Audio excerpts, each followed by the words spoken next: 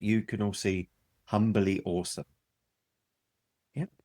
Okay, good, good, good.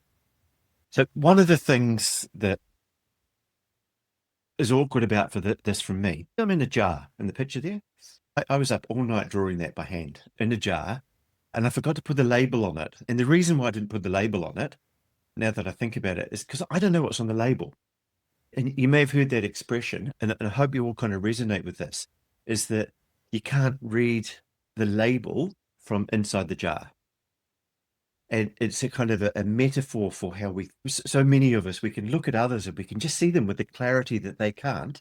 And it goes the other way around, that it's really hard for us often to see what we're good at, what we're not so good at, how people view us, all of those sort of things. And then the title there, Humbly Awesome, is something that one of my former clients and I worked on. It was like a goal for her. It was like because the more we talked about things, and I think this will resonate with many of you, there's this kind of thing that we've all got wired that we don't want to show off. We want to be humble. We want to have humility. We don't want to stand out.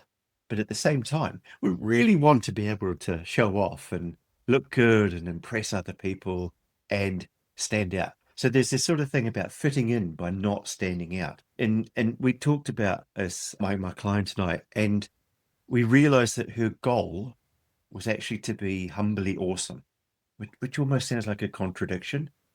Humble and awesome. And I put just down there that little note below it. It's very personal branding. You've probably heard of personal branding, like businesses have branding. And then you go, hey, in this modern world, I need to have a personal brand, which is what other people think of us. And humbly awesome is part of that.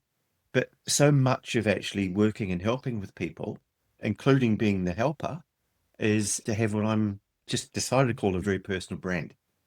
It's the brand of how you see yourself. It's all the voices in your head that describe how you see yourself, and it might not match almost all the time. And this is like a key for stuff I'm going to get to at the end of this. The way we view ourselves doesn't actually match, and quite often we calibrate down if we're humble, and we actually do ourselves an injustice because the view of ourself from inside the jar doesn't actually live up to what other people say, and it holds us back. So part of the thing of being a helper is not just helping people, say, solving gnarly software development team problems or new product development problems, or my business isn't making enough money. It's not just that concrete stuff. It's actually uplifting the people that are doing the work and getting them in a place where they actually feel confident and proud. And that's the journey I've gone through for myself. But I wanted to start here because I actually feel uncomfortable. I think like all of us would, I hope, talking about ourselves. But I realized in this case that what I want to share, I think is actually really useful for all of us who've got that kind of maybe engineering, accounting, left brain kind of background. And we've over the years got good at solving problems, and we've had to get better at working with people. And I would just say that I thoroughly recommend having Humbly Awesome as your personal goal. The person I've worked with on this is now the trusted advisor to the CEO of a very large, successful company. And that started when she realized that she had awesomeness in her. The humbleness was holding her back. So she decided to figure out how to be humbly awesome. Okay, now I'm going to wander over and I'm going to describe a little bit here. That's this kind of high level and fluffy. And I'm going to start with the gentleman in the middle of that picture there, who, looking around, most of you are old enough to know Colombo, the TV detective. If you're not, I'm not going to suggest, like I quite often will, go watch the shows. You probably wouldn't understand it anyway because you're too young. But Colombo was around in the 70s or 80s. And he had a way of solving crimes. And remember, this is coming as the Bottleneck Detective here. He's one of my role models for how I behave as a bottleneck detective. He would wander around, bumble around is probably a better word than wander, and he would just chat to people, and he could be confused. He'd look disheveled, all sorts of just wonderful things. And at the end of it, he always got the bad guy. he always got it. It was like, I think he had a saying like, it says, "Oh, just one more thing." And the reason I pop him up there is because maybe about 15 to 20 years ago, I was working at Dell Computers. I was doing some consulting work with them. And one of the guys I was working with looked at me when I said, "I figured out who you are." I go, "What?" Okay. "Oh, no, deep dark secret's about to come out." He goes, "You're Colombo." I go, "What?" He says, "You wander around, you act like you're stupid." and you kind of like lower your expectations of everyone, and you're scruffy and disheveled. And then, but somehow you don't scare people away. And when you talk to them, you get them, they don't resist to talking to you. And then at the end of the conversation, it's almost there's this one more thing and you solve the crime. And you didn't quite use those words. But I started then hearing this over, and I'd never really watched much Colombo. And it was very flattering because people thought it was a deliberate persona. But it was just me bumbling around, asking people questions, probably not feeling overly confident, not wanting to be too pushy. And it turns out that, and I was just talking to someone who's on the call here, I won't say their name, that Colombo is actually, when you go look up Colombo in Wikipedia, his style of solving crimes and my style of working it's got a big fancy name, which makes it sound like it's really freaking clever. And it's called Socratic irony. And I'm not quite sure why I guess the Socratic is just asking questions. And the irony is maybe to do with, I don't know, but maybe it's to do with you don't look like you're this big, clever, besuited MBA. I've got an MBA, by the way, but not one of those MBAs. You're not that. And the irony is maybe that you actually solve the crime because you don't look like you're this massively confident, competent person. Okay, so that's the first one. I find that's a really good way of thinking. And maybe if you, and the reason I share it is obviously I want you all to think that I'm competent and that the incompetence that you saw before with the chat box was all an act to put you at ease, but it wasn't that. The reason I share it is that I find a lot of people feel awkward, maybe not as confident as some other people. They look around and they see confident people who aren't as competent as them racing away and often being more successful. And I just think this is a good framing because actually, if you give it a name and you go, "Oh, I've actually stumbled on something that's really so clever that one of the world's most famous fictional detectives is based on it," you give it a label, Socratic irony, and it actually feels like you're a real clever bugger, as my dad would have said. But notice that you are clever, but you don't cause resistance from people because you're not busy rushing and telling them what to do. You're listening to them, you're pattern gathering, you're talking to them. They're often solving the problems because they don't feel put down by, we haven't bought some expensive consultant in to tell us what to do. And so you actually get results. And the big reason you actually get results is because you're genuinely helpful and not coming in as an arrogant person that just causes resistance. Okay, Colombo, let me see. People put their guard down because he looked and acted more like a bum than a detective. Yes, that's exactly it. Thank you, Ryan. Okay, now, Mr. Graham Scott, will you just acknowledge the glow of respect that's about to fall upon you here in the stage? That's it. We're doing that. We're doing that. You're just going, "Oh, yeah," as I push the next button, because Graham gave me this analogy. So Graham's written just wonderful, disarmingly, almost Socratic irony level of simplicity. His book, Practice Makes Profit. It's all about TOC. It's all about just gently teaching TOC in a way, which is what I tried to do with my books, in a way that's just really easy to absorb. So Graham and I chat every so often, and we are just amazing. It's incredible. We both get off the phone feeling really clever. But one of the things that we talk about a lot is how helpers, consultants, coaches, mentors, managers, parents, even helpers, often try and help too quickly. And the way Graham told it to me once, it's like trying to drink from a fire hose. And I know I am so guilty of this.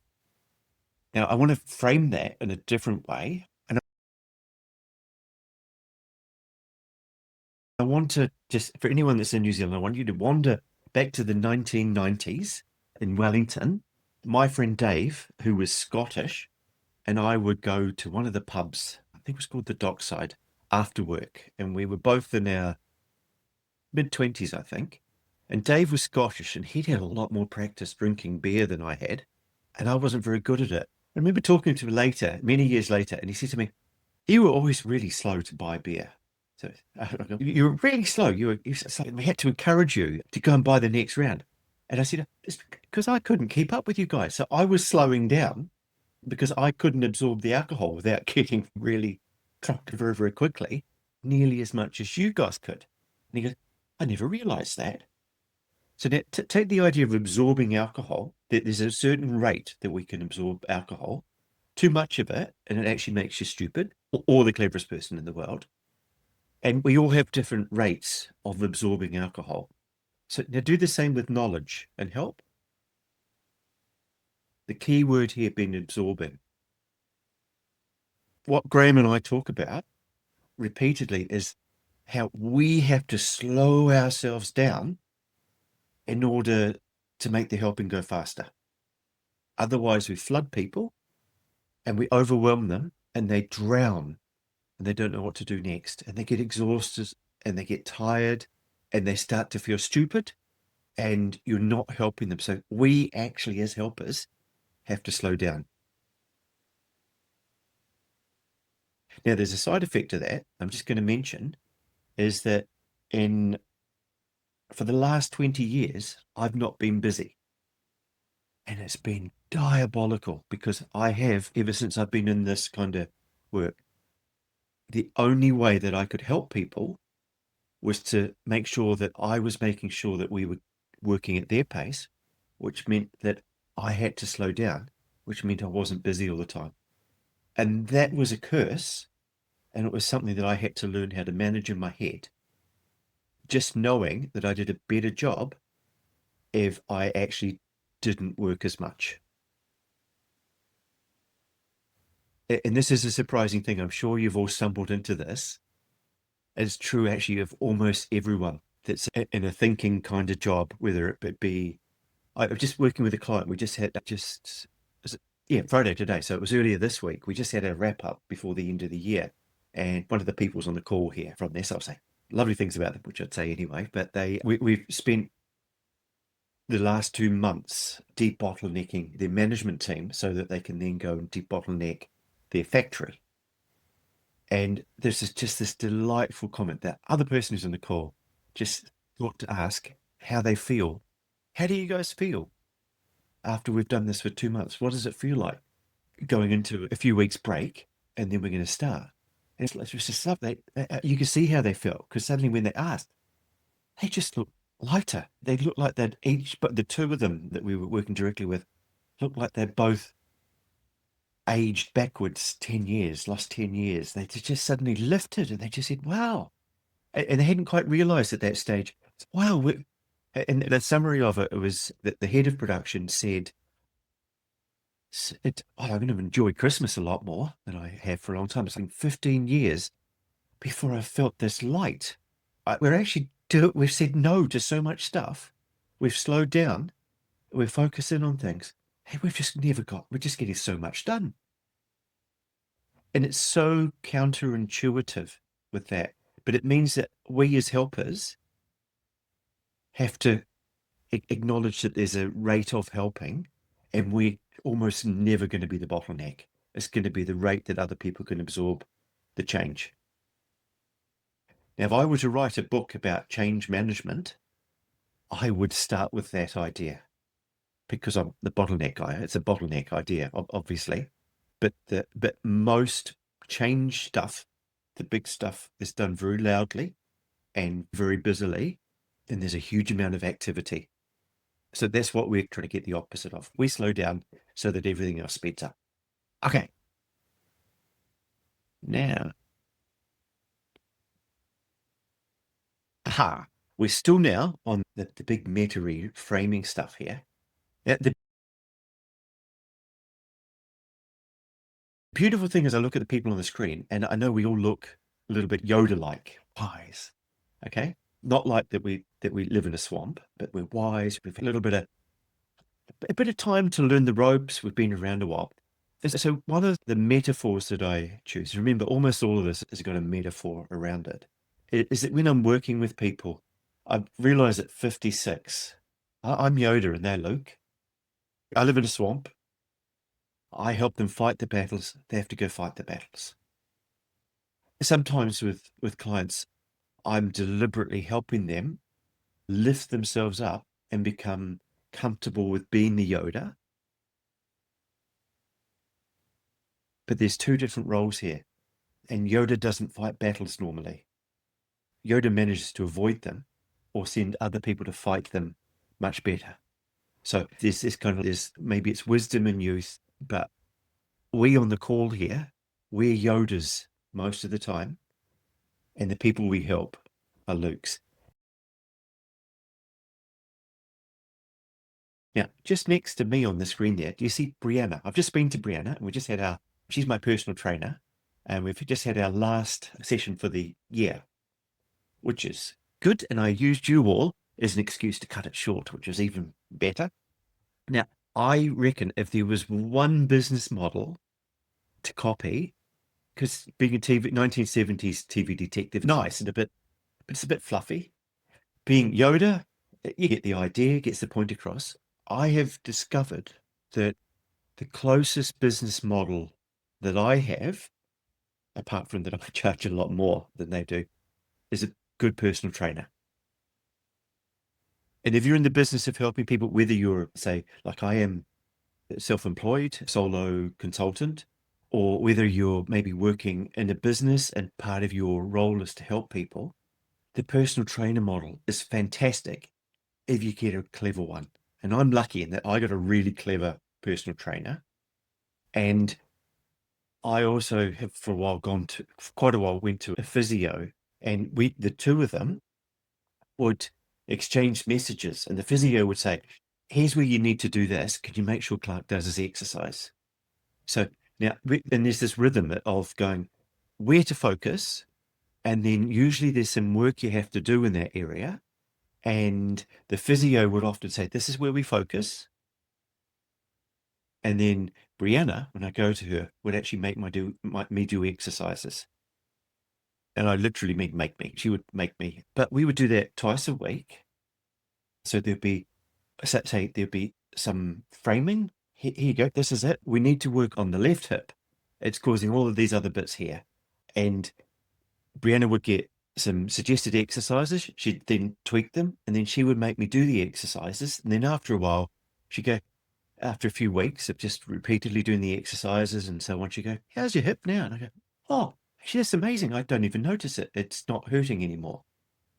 And then because I'm old and decrepit, a few days later, I go, oh, you've got to focus on the upper back. Now, just to put this in context, I'm now 1.5 inches taller than I was when I started this.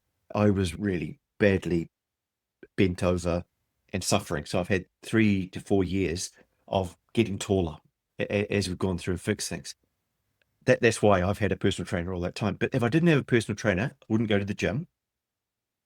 And this is really important. If you don't have a commitment to it, if you don't have homework and someone to actually make you do the homework, most people that you're helping will forget to do the stretches. They'll forget to do this. They'll forget to do this. If they were already able to do them, they'd already be doing them.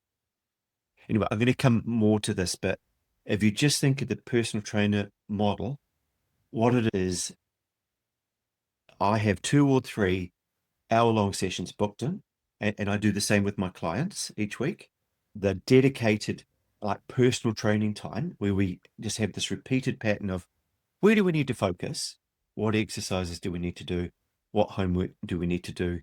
And so we do consulting, but inside this, just setting up recurring personal training sessions, if you like, which actually sounds a lot like what coaching does. But just notice here, it's a mix of coaching or mentoring, depending on how you want to define those, That's like the delivery mechanism. But the bigger thing is it's solving bigger problems, and it's wrapped in, and so it's actually consulting. So a lot of people who do consulting or have the big bang kind of approach, this is the personal trainer kind of bite off snacks of fixing things. I will go into this a little bit more in a minute. But if you wanted to go practical version, if you're trying to help people, whether you're an employee, whether you're a consultant, however you work, it's really nice just to don't. You might want to sell days of stuff, you might want to sell months of stuff, but if you can wrap it into a coaching model, and because you're Yoda or you're the personal trainer and you're not fighting the battles or doing the exercises, those meetings that you set up are a really, really good way of just getting lots and lots of improvement every week. And it's quiet. And if you'd like working together, like Brianna and I are like really, really good friends now. She's probably got $100,000 worth of free consulting out of me over the last few years because she actually sets up the sessions so that we talk about her business problems. And I don't notice that I've got a heavy weight and I'm doing things, and she distracts me from the exercises.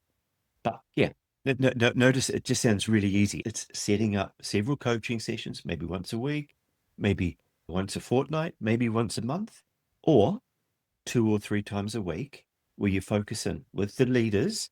They fight the battles, and you do the Yoda or the personal training thing. That genuinely, I'm going on and on about it, but that genuinely just changed how I thought about everything. And now I'm just going to, if I can, okay, yeah. Okay, so if I just point out, see the delivery model in the top right there, the Venn diagram. What I'm talking about is a mixture of mentoring, coaching, and consulting all together. And that's where the sweet spot for quiet, continuous, but really impactful change happens. Okay, now I'm not going to dwell on this pick the battle stuff. Let me just see here. But one of the most useful pieces of advice I have, I think, ever had is if you don't think you can work with someone, you don't think you'll enjoy working with them, if you don't think you're up to have the ability to help them, or if they have the ability to be helped or to do their homework, don't work with them. Find a nice way of exiting gracefully. Recommend them to someone else who you maybe think you could, because otherwise you are just going to end up in a horrible relationship, almost like a romantic relationship where you just, what the hell are we doing together? And and then you remember, oh, their boss paid a $30,000 invoice up front so that we would work together. So I'm obliged to work with them. If you can filter out your life so it has very few people in it that you don't want to spend time with, work becomes almost like a hobby. And that's like the first two of these. But for helpers, so if there's one thing you get from TOC, the theory constraint stuff, is don't try and fix everything. So I just imagine if you go into an office somewhere and you actually were able to just hover up on a little fancy drone and sit on it and just put all the stickies on the roof. Just put them directly above the area of suggestions of things that you could do differently. You can ding ding, cover the roof of any organization with changes you could make. But we know when we put our TOC thinking hat on, no, we want to focus in. We want to find, it's the hips that hurt. Let's investigate there. And then we go, okay, that's because not the hips, it's actually your glutes. Okay. And we want to focus in, and then we want to find problems and solutions that work in that focused in area. We don't want to change everything. So I mention this because it's very easy if you don't have that mindset to just get flooded by wanting to change everything. And you get these really expensive problems that get hidden behind all the sticky notes. It's like the expensive problems are hidden amongst all of that noise of little yellow sticky notes. And what I like the phrase, it's like being nibbled to death by ducklings. Yep, yep, yep, yep. I have a policy of, and it's sensible, every sensible business has this, that you only work on expensive problems. Good, because hey, why would anyone pay you? Although a lot of people do pay a lot of consulting companies to a lot of money and then not get many results out of it. But why would you pay to address an expensive problem? Pay a lot of money to address a cheap problem. So it's really good to focus in on the expensive problems. They're easier to sell to because people want the expensive. They're the ones that cause them the pain. They're the ones that keep them up at night. They're the ones that make them worry about, can they pay the rent or the salaries next month? You want to focus on the expensive ones. And then when you do, when Luke comes to Yoda, Luke pays attention to Yoda and gets really high quality help. Partly because Luke's really bought into this thing and really, really wants help. So part of the expensive problem thing is that it's really helpful if actually people feel like it's important to fix, is what I'm saying. And if you happen to be self-employed, doing the sort of stuff that many of us do here, it's really helpful if you want to charge people a reasonable invoices and get paid well and live well and get what you deserve to be paid. You're not going to do that if you're fixing cheap problems. Okay, so that's the first half. We've actually covered quite a lot of stuff in here in the second half, but I'm going to just drill through. So don't be overwhelmed with the amount of stuff that's here. Okay, first off, I mentioned this. This is the mentoring and consulting and coaching. So consulting, I think of as solving big problems with a big brain helping. But mentoring and coaching, they're defined in different ways. But I think of them more as we sit down and we have conversations. And we help we do the Yoda thing. I don't go in and fix the problems. I'm Yoda. I help Luke fight the battles. And sometimes people do that after we've had the conversation. But most of the conversations are just making sure, just as trip. It's like a snack-based way of doing consulting. Rather than having a feast, very loud, we have a quiet focus with the leaders, and then they go away. We get clarity. They know where to tweak. They tweak, and then we come back again, see how it went, and see what we need to do next. If you've read stuff about value consulting, value pricing, and all of that kind of stuff, the simple way to put that would be, I charge different amounts for different people, and it's based on the value that they get out of it and whether I want to do the work or not. So I would charge much more to a big bank than I would for a charity. And sometimes I would help a charity for free, or I have sometimes helped businesses that I just really didn't want to close because I was a customer. So different prices, but when you're doing this, often you get sucked into the trap of having a day rate. And I have variable day rates, and I will tell people this up front, but I don't do a day's work. I don't do 8 hours. I don't do 7 hours. I don't do 6 hours in one burst with a client. I've done that twice in the since COVID, since before COVID. What I do is I say, hey, look, I'm going to give you about a week's worth of consulting. And yes, I know my rate seems expensive, but I'm going to give you a week and I'm going to spread it over the 5 days. We might do 1 hour a day for each day. We might do 90 minutes for 3 days. We might miss a few days. Sometimes we might do a little bit more. Sometimes I might have a meeting with a bunch of you and then a couple of meetings with different people. But I slice and dice what seems like an expensive day rate over a week. And it just works absolutely better for everyone because it lets people not drink from the fire hose. It lets them it's like the difference between me, say, doing a 3 hour gym session every Monday, say, versus doing 1 hour sessions over a week. It's just a lot more sustainable and it's actually genuinely a lot faster. The other thing that I have learned, mostly when I experienced this myself, is that it's really good if you give people homework. as a Yoda, because then there's like a commercial aspect to this. If you do an hour chatting and then you say, "Oh, do you think you could find some time to do this and think about this?" And if they then go off and do an hour's work, we get twice as much work done, but they also feel like they've got twice as much value. So that takes my expensive daily rate, and they go, "Oh no, actually, that's really good value," you know. And I found that when I started giving people homework, I didn't forget. And then they go, "What's my homework? What's my homework?" And they really wanted the homework. And usually, to be honest, I would just, the last piece of homework that I gave was something along, it wasn't exactly this, but if you've read Rolling Rocks Downhill, this may be familiar. It was, "Oh, okay, your homework now is don't think about small batches." And then on Tuesday afternoon, I had a lovely experience where someone came back and said, "I didn't think about small batches, but as it turns out, I found a batching situation that's actually creating a little sort of clog up of the system. And I've been here, what, 4, 5, 6 years? And it's just suddenly, it became obvious, but I only found it because I didn't think about small batches."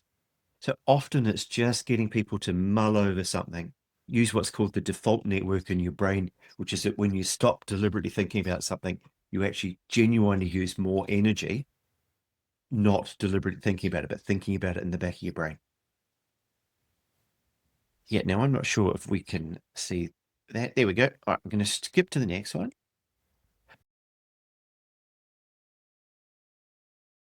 Truffle hunting. Okay, again, weird analogy. Can you see the truffles there? They're actually grown just as a farm, which kind of ruins my analogy, but they've got an orchard and they've somehow seeded truffles there. And that one there that's 8 grams sells for $32 or maybe about 20 euros, perhaps. Yeah. So truffles are really, really small and they're really valuable. So I have this analogy that I explain to all of the people that I work with, and it's just really helpful to think about it. So imagine two sisters who happen to be Italian, and they've just inherited the farm from their parents who've both passed away. So painting a picture here of Italian farm things and this, but there's two parts to the farm, and there's one part which is actually where most people in the real world actually spend their time, metaphorically, which is the actual farming bit. This is the one with tractors and fences and fields and roads and hay and crops and sheep and da da da da. It's the farm. And if you look at that, it's very efficient. We're trying to be efficient. It's trying to be really productive. You look at each square meter and you're trying to squeeze as much value out of each square meter as you can. So if you can imagine, a lot of people are really delivery focused. That is a really delivery focused world. But there's this other world where maybe people like us, the weirdos, we're like the other sister. So one sister has the farm and she spends her evenings in Excel, which farmers never used to do in the old days. But the other sister spends her days wandering around in the hills above the farm. They're covered in trees. You couldn't grow anything on them. It's just woodlands. It's got paths through it, but it's got truffles hidden in it. And she has a faithful truffle hound. And the truffle hound can sniff out truffles. And truffles in the real world are very, very valuable. 8 grams for $32. Very, very tasty. Very, very, very, very, very, very valuable. But they're rare and they're hard to find unless you happen to farm them, which ruins the metaphor. But the second sister wanders up into the hill. She wanders around the paths and, been beaten through this thing, that well-beaten paths, been there for decades, if not centuries. And people have done this for years and years and years out looking for truffles. She's got her truffle hound that once upon a time would have been a truffle pig, and they're out there sniffing around. And the interesting thing about the truffle hunting is that you don't find the truffles on the paths.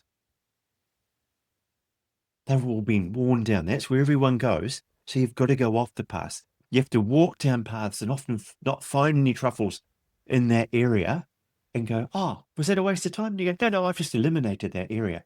But I know there are truffles out there. I know there are good ideas. I know there are problems that other people can't see and solutions that others can't. The stuff that us creative kind of people do. And we wander around like that sister and we find the truffles. And they're just the good ideas that no one else can see because they're so busy on the farm, trying to squeeze every euro out of every square meter. So you can see there's two different mindsets and two different skill sets, and there's a lot of wandering around. Yeah, well, but my client that I was talking about there, that I had a coaching session with one of the managing director, and her dad founded the company and he passed away. And we were talking about this on Wednesday, and she said, Dad used to do that when he was growing the company. And he used to call it hammock time. His truffle hunting was hammock time. He would wander around the factory and look at things and scratch his head. And then he'd go over and go, oh, and he'd pop himself in his hammock and he'd just lie back. In my mind, he's pulling a hat down over his eyes. Maybe he has a snooze and he finds the truffle. And that was hammock time. So she's now building hammock time into her life because that's where the really high value leverage stuff comes from. Okay, now there's just a final little bit about the truffle hunting is that sometimes the truffle hunter goes and sits on a little park bench on a wee outcrop up in the hills and looks out over the farm and can actually see everyone working down there, the tractors going backwards and forwards and the cows frolicking, no, sheep frolic, I don't know, all of this stuff. And she actually gets a holistic view of the farm from that nice high view, seeing everything moving. And she spots truffles in the farm. Not the ones you eat, the ones that help them make money or survive and thrive. But the people working in the farm, they're like me, stuck in that jar, can't read what's on the label. So sometimes it's really good to have someone with fresh eyes just come and look at it. So just notice the word fresh eyes. As helpers, professional helpers, so much of what we actually bring is this holistic view of being able to take others wandering around over their own farm, and we're looking at it from this point of view as if we're sitting over it with fresh eyes, and they just cannot see what we can see. Okay, right. Now, remember the Bottleneck Detective? I've seen one detective, but I must say, so Ali Goldratt, when he was making up and inventing the theory of constraints, he was like all of us clever people. He was making up his stuff as he went along, and he would do something and discover something in the real world, and then he'd come back. And I think probably it was just and right at the time, but I think it's held TOC back a lot actually, is that he was a physicist and his shtick, his persona was saying TOC is physics for business. And that worked quite well. And it did come up with some things. And yeah, they got a lot of people on board who didn't want to be a clever physicist. There are actually two really clever physicists watching this on their TV in Sydney at the moment. And I'm waving to them now. But physicists are useless in the real world, guys. No, that's what I was thinking that. I wasn't supposed to say it. Physicists are amazing. But I reckon if you're going into a business or a not-for-profit and you're trying to help them, don't be like a physicist, but be like a detective. Think of it as a crime scene. That's why my last book, The Bottleneck Detective, as I look at that back on it, I just think forgive my language, if it's going to be on YouTube, I'll say, I'm a jolly genius because I just think that the detective model it just maps so nicely on what we do. We come in, there's a crime scene. Usually in bottleneck land, there's something they're trying to strangle the business. But often they're really good at hiding. Maybe they're trying to poison the business. But we come in maybe, and hopefully we come in before there's a dead body. But you can imagine coming in and go, oh, dead body, and then drawing an outline around the body, like you did see in the old movies, chalk lines. And then you put yellow crime scene tape up around it, and you put like a frame around the crime scene. And then you come in and you talk to witnesses and you get evidence and you'd come up with many theories for what's going on. You might even draw something that looks vaguely like our current reality trees. but you stick it on the wall with there'll be strings and arrows pointing to stickies and pictures of people, and there'll be timelines and all sorts of stuff. And you're trying to get all of this stuff and figure out who did it. Okay, so um, that's the bottleneck detective model. But I have a thing called the FBI loop, which, of course, is it's kind of a detective-y name. But I want to explain it. But just let me show you the bigger picture a little bit here. You can see the FBI. There's, oh, hang on, apologies. There's one loop, and then there's another loop, and another loop, and another loop. I'm not going to go into this in massive detail because it's kind of really obvious, but there's a few tweaks I think that make a difference. So remember I said that if we went up on the roof, there'd be loads of stickies on there, thousands of stickies of things you could change. And then you might find a few that are all clustered together somehow. And you might go, oh, these are the ones that we need to focus on. We might put a frame around there, like a crime scene or like the body. So that's the first one. It's frame. And it's a lot like focusing. It's a lot like finding, but we're just putting, oh, yeah, okay. You can imagine when people, before digital cameras come out and professional photographers would walk around and they'd look at things, putting a frame around it, trying to pick the best spot before they took their pictures. So that's the first thing we do. We put a frame around it. You go, oh, so Brianna says, what's sore today? And I go, actually, my hip. It's really, oh, okay. So we focus in, we frame in, and we focus in on the hip. Now, you all know brainstorming. I think it's a good idea. I think it's also a stupid idea. I prefer brain sparking because I reckon it's how the real world works. And it's like, I say, ah, I've got a sore hip. I was wondering if I could do some rollery things. And she goes, yeah, you could do that. Or how about we grab a tennis ball and we'll think, oh, tennis ball would be good. And then she goes, or we could do this, or we could do this, or we could do this. And we bounce off each other with solutions. So you framed it and you go, oh, here's a bunch of solutions. And it's almost like if you can imagine putting them on yellow stickies, you could get easily a dozen potential solutions. Kind of like brainstorming. Some of them will be silly, some of them will be obvious, but we just ding ding. But there's this lovely bit, and this is why I call it brain sparking, is that we bounce off each other and we spark off one solution. If you've ever been down the pub and tried to solve the world's problems, and you sit there and you'll bounce off and then at the end of it, you've solved all of the world's problems, but you did that by bouncing off each other. And this is where the ideas interact and they spark off each other and they come up with good ideas. The trouble with the pub is that you go home the next day and you go, solved all the world's problems. But I can't remember what the solutions were. Now, when we're in the real world here, the beautiful thing is that we don't have to implement any single one of those yellow stickies, those little sparks that we've come up with. We have to implement some of them, and maybe half of some of them, maybe a mixture of them.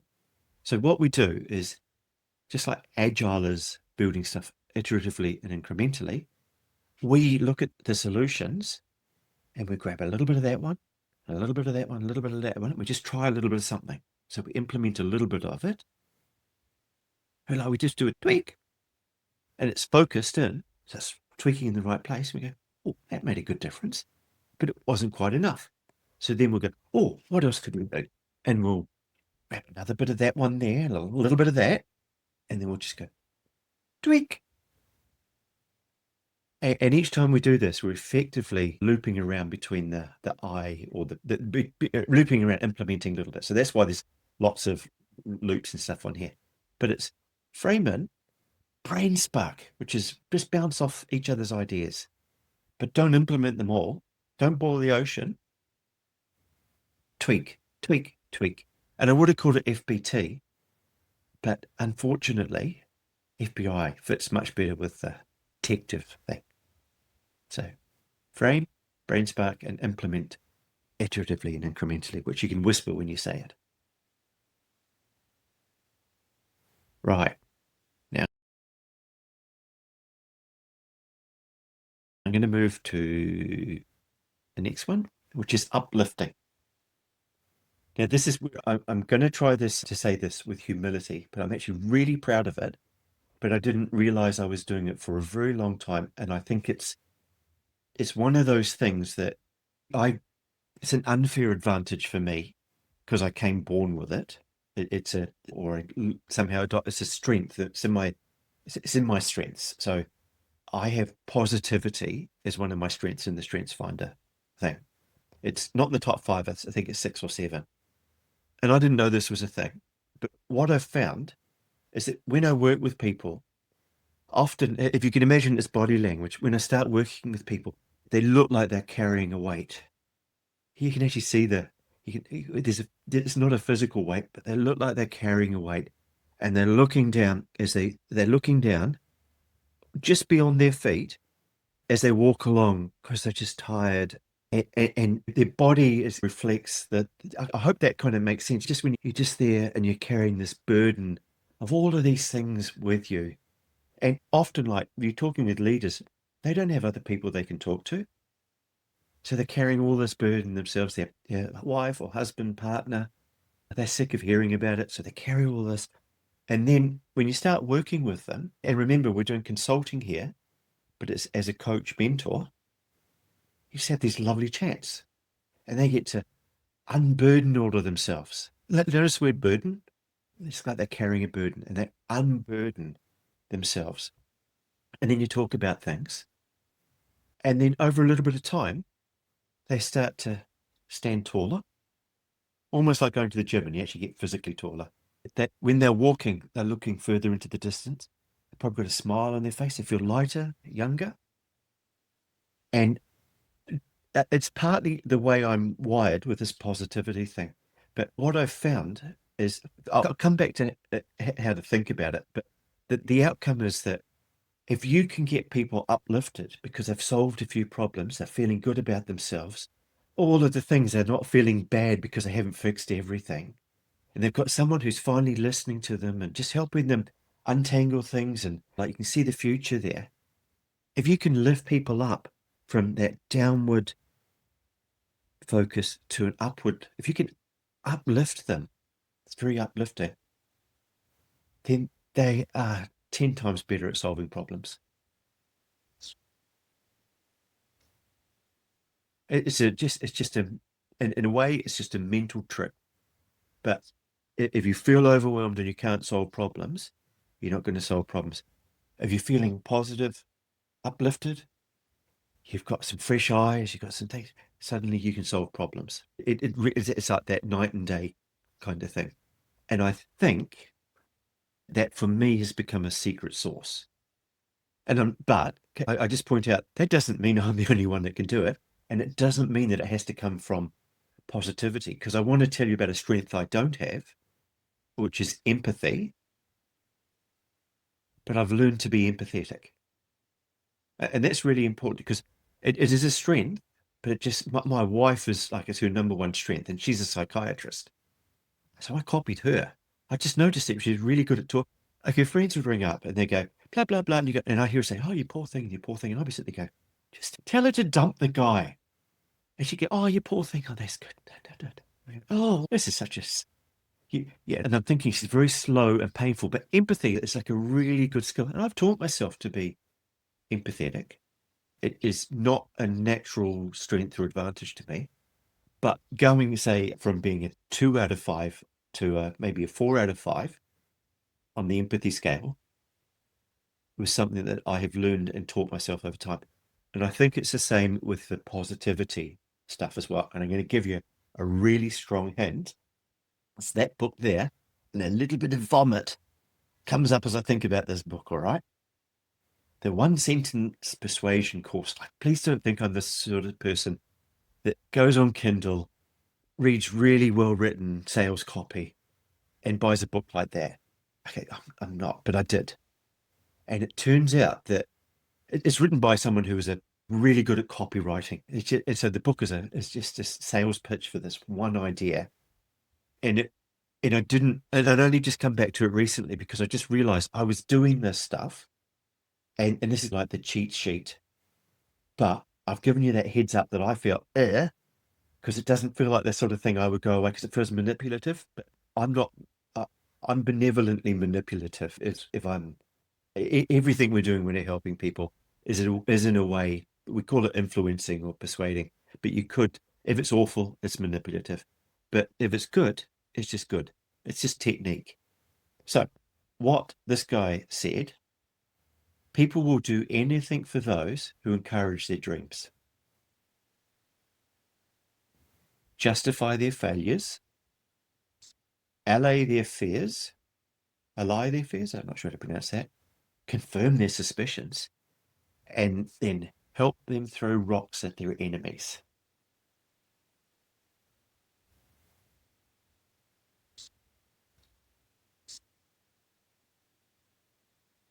Now, if you're a decent person and you think, oh, I could use that, I could do all of those things, and it's really going to help people feel good about themselves, and they deserve to feel good about themselves, then what a wonderful thing that would be to do for the people that I work with. If I could uplift them, which is the word I have lumped all this under, if I could uplift them so that they can solve problems and that they can go from here to here to here, and they could grow their careers, they could go home and just feel fantastic every day. Do you remember I said like with the people I talked with early in the week, and they just, I'm going to enjoy Christmas. It's the first time in 15 years I haven't felt like overwhelmed with the amount of stuff that's going on. If you can help get people in that place, it's, you almost owe it to people to start with. But if you look at it, even if you don't like people or care about them, getting them into a good place so that they can solve problems, what you're doing is turning the Lukes into Yodas. And I'm going to read it out again. People will do anything for those who, in fact, I'll pop it in the chat as well. If you want to copy it. Notice it doesn't tell you how to do these things, but encourage their dreams. Okay, yeah, it's a no-brainer. They start with that nice one. Justify their failures. So often I've found that humble people, humbly awesome people, often dwell on all the things that weren't perfect.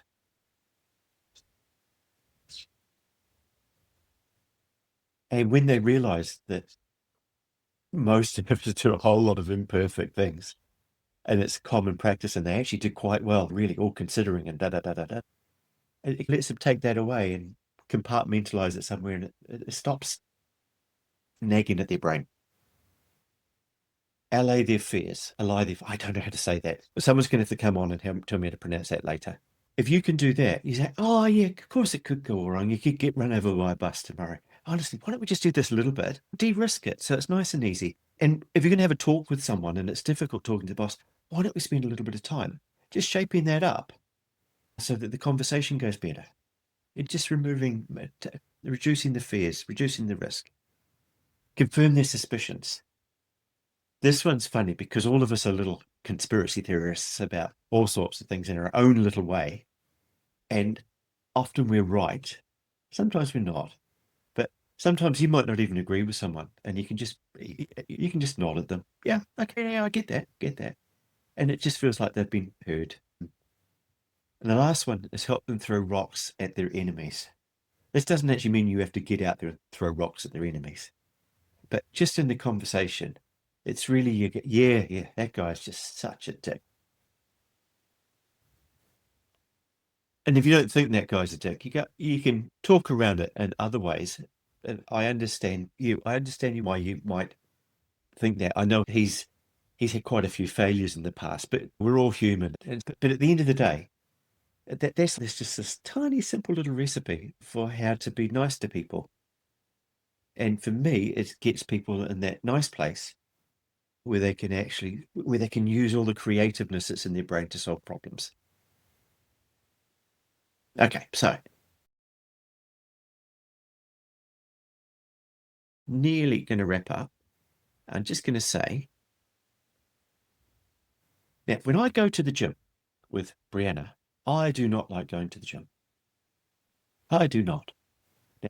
one of the annoying things about her is I really like Brianna. We have a lovely time together. And like I said, she distracts me from doing the hard stuff.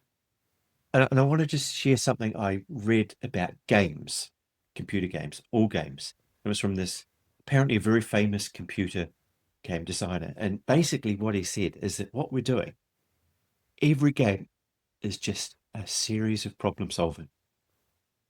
Easier, harder, easier, harder. It's just problem solving after problem solving. And in my words, they put a frame around the problem. You come in, you try a few different little solutions, see what works, and then you move to the next problem.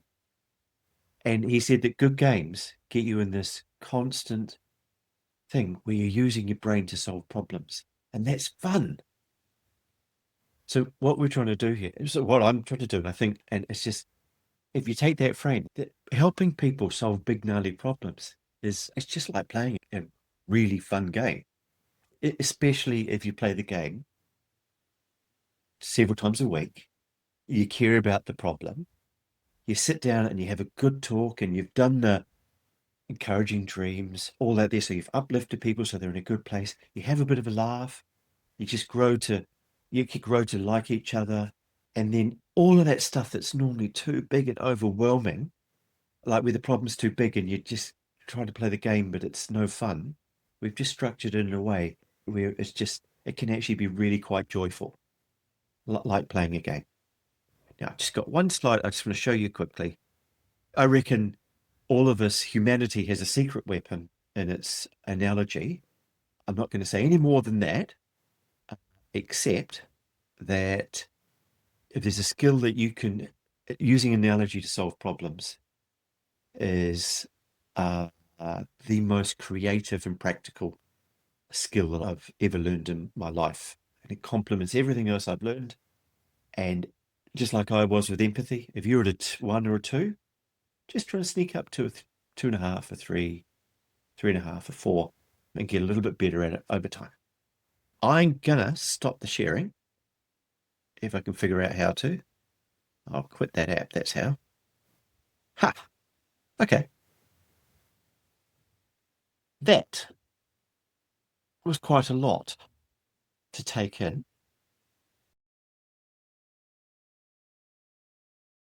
Can I just see what you all think? I'm glad that you're mostly still all here too.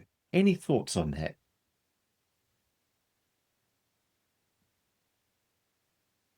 I do like the thumbs that come up like that. I'm glad they haven't got a middle finger emoji on this and it floats up on the screen. Let's have a little look here. Uplifting, covertly influencing. Oh, that's very good, Jim. By the end of the week, people will think I thought of that one. It's all yours. Covertly. I'm reading a book at the moment. There's a chap who's been incredibly successful in business, and we've been doing a little lecture. He's worth all of us, maybe a billion times for all of us. I don't know. It's millions. He's done very well. We did a little book exchange, and he sent me this kind of like competitive intelligence book. It's like CIA skills for understanding your competitors in a moral way. And it's really interesting how so many of the techniques that are in there, if you just go, I'm going to use this to help other people and listen to them and let them talk, because that's what intelligence officers want. They want you to talk. It's so much. It's actually a book about how to have a really good conversation with people. I'll probably share it in the newsletter when I send it out at some stage. I can't remember what it's called, and you can't buy it at the moment. And I think I have an illegal bootleg version. So that was helpful of me, wasn't it? What have we got here? Thank you for sharing that, Clarke, says Cameron. Neat pencil sketch. Thank you. Michael, I love the simplicity of it, the power and beauty of analogies. Me too, thank you. Oh, Rodrigo, tangential thought. You mentioned analogies. Have you read Surfaces and Essences? I haven't yet, but it's about analogies. Oh, give us a squiz. Okie dokie. Surfaces and Essences. Right. Surfaces and Essences. Got it. Thank you. each of the little pictures on your screen could be a whole discussion. There could be. And actually, the best way to have the discussion is not in one big feast like this. It's in little snacks over time. Yeah. Socratic irony is a rhetorical technique where someone pretends to be ignorant or actually is ignorant, I've found, to encourage others to reveal their knowledge or flaws in their arguments. This method used by the philosopher Socrates promotes critical thinking and deeper understanding through questioning. If you read The Goal at some stage in your life, and you remember at the end of it where Ali started going on about Socratic, blah, blah, blah, and how we should all do that, and then you try to find out how to do that, and you failed, which is what I did. I was really delighted when I probably read that. I read that wherever I read about it in Colombo, Socratic irony, and I go, holy crap, I've been Socratic all this time.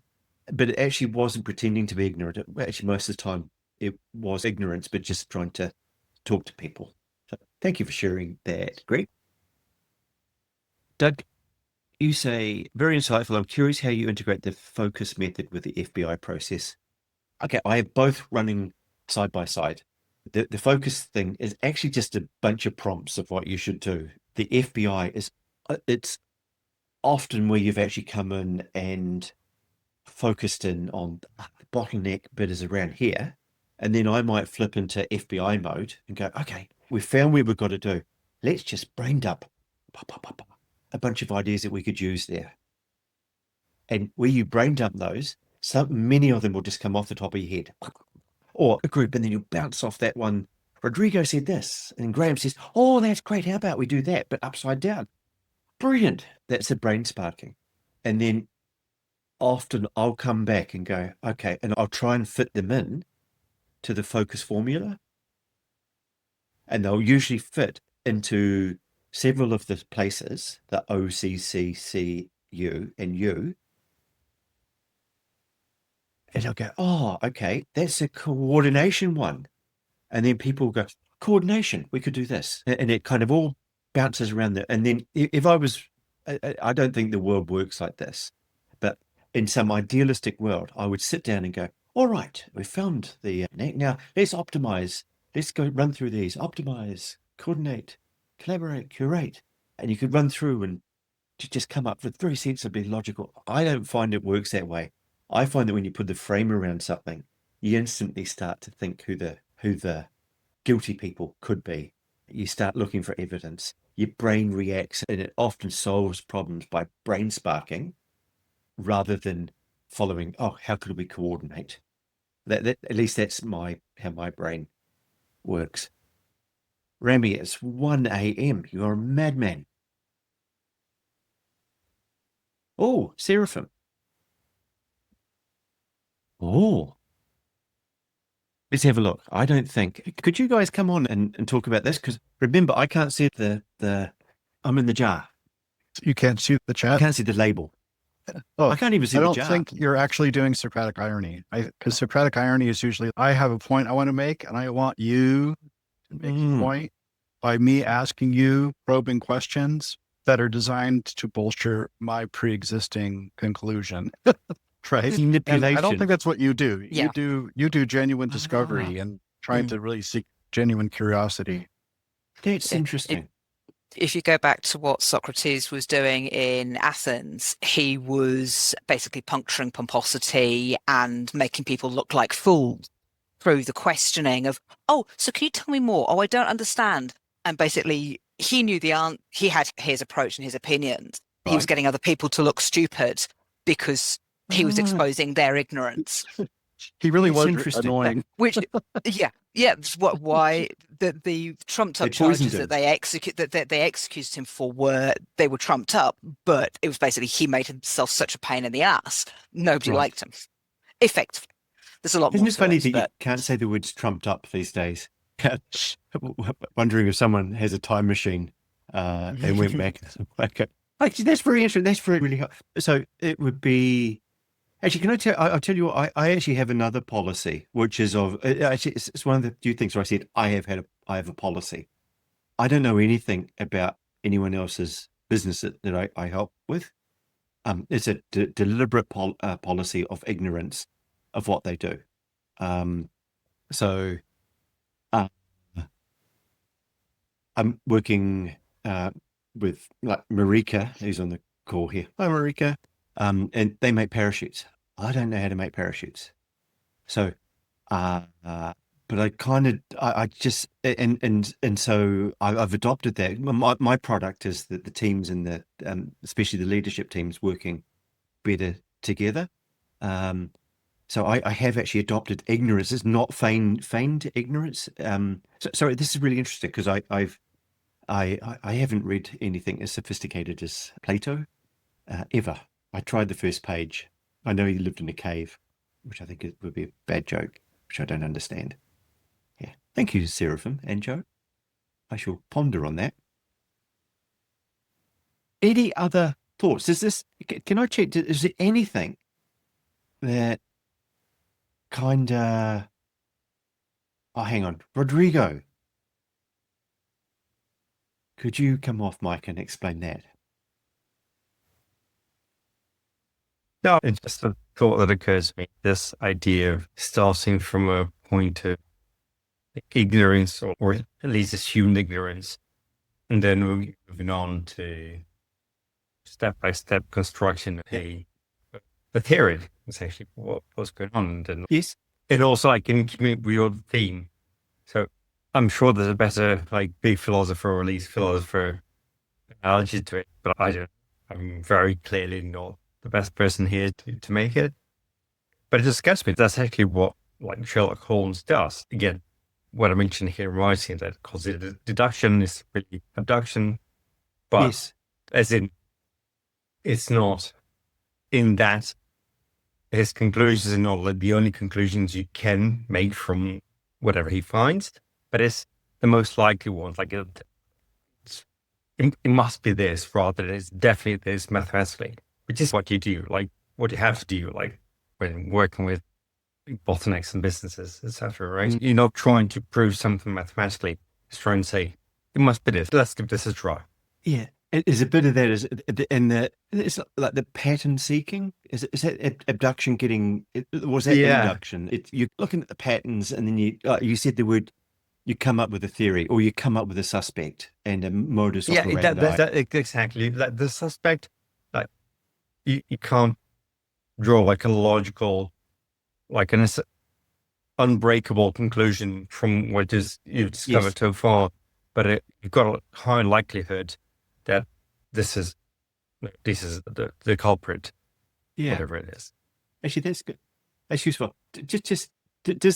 I really feel warm towards the detective metaphor for this. It just feels like it's. I know not everyone's going to be a detective, but yeah, it feels really kind of. It's easier because you can watch some TV programs and notice they call them tropes, is it? The patterns that you see over and over again, and they've all got that same kind of thing. Yeah, you're just trying to discover. Yeah. Okay. There any other thoughts or any other? Yeah. Clarke, I've got a quick comment. I hear Robert. I can't see. Yeah, no, I've just put the video on. Yeah, sorry. You're so handsome with that blurring in the background. I don't know, it just know, brings out your eyes. It's here at the Federal Hotel in the Rue Arena, so the other Australians may know where that is. And doing that, I just want to make one general comment about you in particular, but also a number of the members of the current group that we're with. And looking at what you've done, and we've known each other, I think, 5, 6 years, something like that. Oh, it feels much longer, Robert. I know. And we still haven't got you onto to go to a rugby game yet, but Graham and I are still working on that. My general comment is, and there's a couple of things floating globally at the moment, that this group, and you in particular, are a bottoms-up person as a detective, and you're working for it, and you've got a solution, but it's all very bottoms-up, and you've got your tools, and some I've seen before, some I haven't, and I enjoyed how you put them all together. And that's very contrary to the current political diet, which is pretty much top-down and pretty much top-down global. I'm just going to say it like this. I think you're onto something, as there's many others that I know on this group. So there's 3 in particular who I do know. Been spoken over the years on a number of things. But that's really the point. It's a bottoms-up approach. It's You're helping to de-bottleneck the management teams, which is notoriously difficult on any project, and to get it and how you do it in your ways working. I know some other clients that are very happy with what you've done today. Yeah, that's really the point I would add. And I think there's going to be more bottoms up type consultancy as we go through a pretty turbulent period in the next 2 to 3 years. That's Thank my you. view. But yeah, good work. I think you actually did a really good point. I don't think it's. I'm not actually disagreeing. I'm just going to use a different. I reckon it's middle out Fine.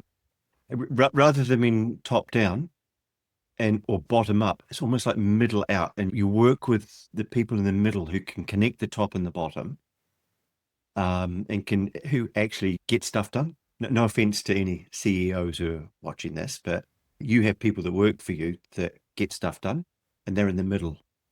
And I think they're often the ones that are actually out driving the tractors around the farm, but they're just too busy to actually go and as a group sit up on that nice little outcrop in the forest on the hill and just look at the farm as a whole.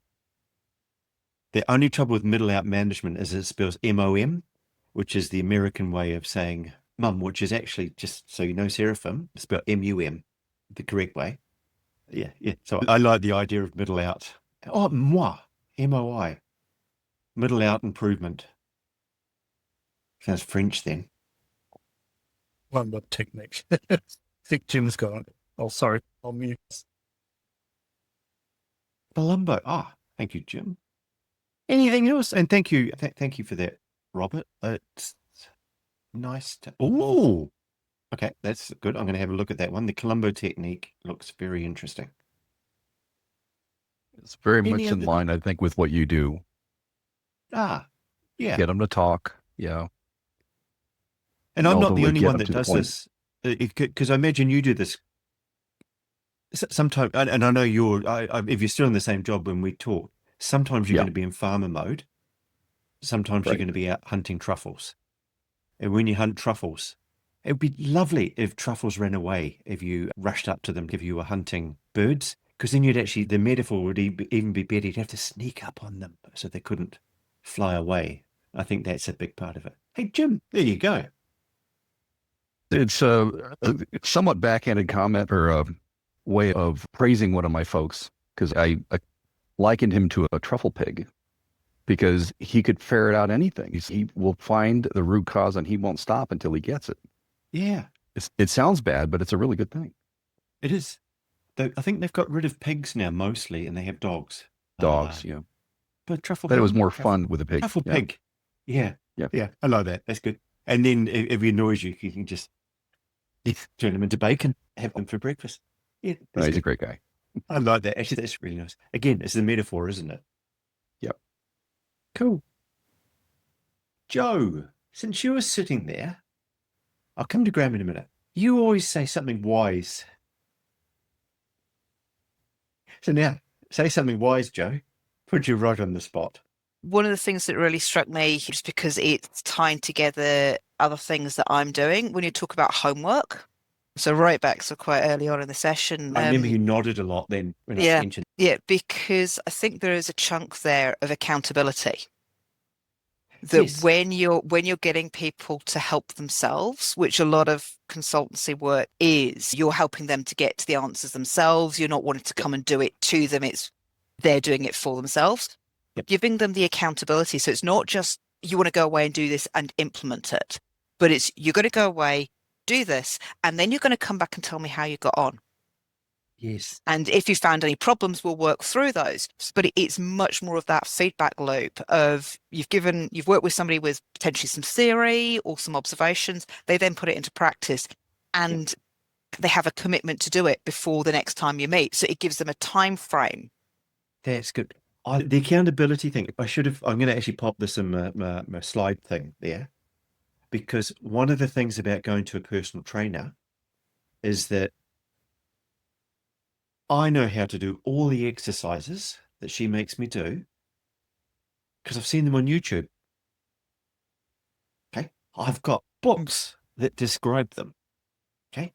I've been to the physio, and he or she would sell me bands and tell me, do these exercises, and I have a little instruction thing. And I tried them, I didn't do them. And then I thought, I had bariatric surgery. And then I thought, I need to get an insurance thing. I'm going to pay for a personal trainer as an insurance policy, basically, to make sure that I get the benefits from this and all of that kind of thing. So I went reluctantly and I got a personal trainer. And then I have never once cancelled in, say, 4 years, and unless there was something that I had to and we just moved the time. So for accountability, big part of actually causing the change to happen when you're coaching and consulting, it's just like you said, it's getting stuff where they feel like they're accountable, or even worse, if they would feel embarrassed or impolite if they didn't do it. And that's why I've never thought, hey, I love going to the gym. Can't wait for this. But I go there because I think, oh, I can't just, that would be so rude and impolite if I didn't turn up. And that wouldn't be very nice for Brianna if she's hanging around. And so actually getting the actual, it doesn't quite, bums on seats, we actually sit and do the work. And if you think of the consulting work and the way I've just described that I do it with the mentoring coaching is kind of like the delivery mechanism. It's some of my clients, when I explain the thing, they actually set up the meetings and call them truffle hunting. So they put it in their diary, and it's truffle hunting with Clarke. It's in their diary. Their bosses or they are paying for it. So that's one of the motivations to get their value for money. But it's also just that politeness of turning up and then doing something that's actually really good for you and good for everyone that you'd be so busy farming most of the time you wouldn't do. I think it's actually getting the habit of building in scheduled, protected, safe time that's really valuable, enjoyable, but you build the habit because that time is actually used. Sorry, I overspoke that. Thank you, Joe. That was I think it's a really good way to wrap up, unless anyone here, Rodrigo, it's 12 o'clock there, is it? Yeah, just over midnight. Excellent. Okay, cool. That's getting late. Anyone got any other thoughts or questions? No? Thank you, everyone, for turning up. Merry Christmas, or whatever's appropriate for you. I see a few people, like Rami has left. It was 1 o'clock in the morning. And he needs his beauty sleep. So thank you, everyone, for tuning up. I'm really glad it kind of, I could see a lot of, it's really nice to have the video on and see faces nodding and stuff. I've spoken this stuff so many times with actual people, but I've never been brave enough or unhumble enough before to actually try and package it up and explain it. And it works really, really, really well for me. And I'm going to wrap up and tell you why I developed this way of working. It's like the secret little bonus. It's because it wasn't actually about the bottleneck for people, the fire hose effect. So much of this is actually how I'm kind of wired, but everyone can kind of work this way, more or less. But it wasn't about the fire hose of the rate that people can absorb the helping.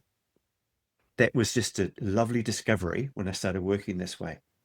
It was the curse of me getting older and running out of energy. Not being 20 and not being it anymore, and being able, I see a few of you are kind of know that feeling. Not being able to work 12 hours solid because everything hurt. And when I wrapped up, if I was in a meeting, I just feel so exhausted. And so it was actually just about pacing things out initially, so that yes, it worked for everyone else in a much better way, but it actually meant that I had the energy to give myself to talk to people and then not overwhelm my diary and be a farmer, but to be a truffle hunter when I'm helping them myself.